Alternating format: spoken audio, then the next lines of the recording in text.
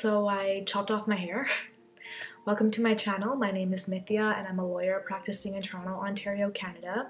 If you're a returning friend, you may have noticed that my hair is a lot shorter than it used to be before, and that's because I had a big haircut done this summer, which goes into one of my first lessons that I learned as a 30-year-old this year. That first lesson is to do it for yourself and not for others. Ever since I was in high school, I wanted a pixie cut, but I didn't have the confidence at the time to try this hairstyle. Like many of us during our teenage years in high school, I was confused, insecure, and still trying to figure out who I really was. It didn't feel like the best time to be bold and to chop my hair off. As a girl raised in a South Asian culture and family, I was influenced by beauty standards that highly valued long hair on women. The longer the hair, the prettier you were. This year turning 30, I decided it was time to face my fears and to break free from beauty standards. It's funny hearing all the different reactions from the people around me. Some have asked me if I'm a lesbian, and aunties have even said that it'll be harder for me to find a husband now. But then there are others who say it looks great and that I'm super brave for trying it. My haircut made me realize how much of a woman's appearance is judged based on what it means to others. The common stereotype is that a woman with a pixie cut is a tomboy. But in reality, my pixie cut doesn't define who I am or my personality. It's just a hairstyle, yet people often feel the need to label or categorize women based on their looks. This experience has shown me how limiting these stereotypes can be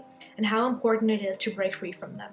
At the end of the day, my appearance is for me, and I shouldn't have to conform to anyone's expectations but my own. All this to say, it doesn't matter what others think. People will always have an opinion on how you live your life, and you won't be able to please everyone, nor should you. So you might as well live your life the way that you want to. Lesson 2. It's never too late to try something new. As we get older, it's easy to fall into a routine and to go on autopilot. Whenever I catch myself doing this, I make it a point to step outside my comfort zone and to try something new. This year, that something new for me was golf. Trying something new can feel uncomfortable, especially as an adult. We're often expected to have all the answers and to be good at things right away. When you're not good at something on your first try, it can challenge these expectations and it can be frustrating. Golf was tough for me at first. I wasn't making contact with the ball and it felt silly and frustrating. I started making excuses like I'm too old for this or it's too late for me to try to get into the sport. When you push yourself outside of your comfort zone, you'll probably face similar excuses pop up, like you're too old for this or you won't be good at it. But instead of giving into those negative thoughts, I focused on the positive. Golf allows me to be present, to be outdoors, and to meet new people. Those aspects kept me motivated to stick with it. Or trying something new brings out my inner child, making me feel curious, excited, and full of wonder. It's a reminder of how fun it can be to try new things and to see where they take you. My something new for 2025 is taking up swimming lessons. I've done them in the past before, but I'm not as confident in the water still, and I'm hoping that this will improve that. What's something that you've tried for the first time recently? Let me know in the comments. The next time you feel the urge to try something new, go for it. Even if those negative thoughts start creeping in. You'll be amazed at how much you learn about yourself along the way. And remember, it's never too late. Lesson 3. Being an adult is about setting goals and working to achieve them. I saw this video online about how people born in the 90s are either running a marathon, rock climbing, or golfing. It's funny because I tried all 3 of these things this year. Am I having a quarter-life crisis? Maybe.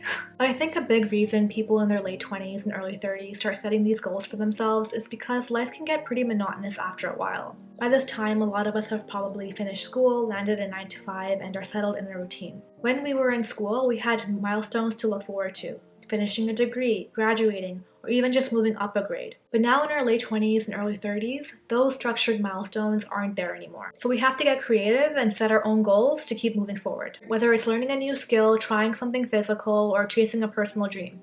It's about finding new challenges to keep life exciting. For me, this year, my big goal was to run a half marathon. I signed up for one, I trained for 4 months, and I ran 3 to 4 times a week. Crossing the finish line was one of the most rewarding moments of my year. It wasn't just about completing the race.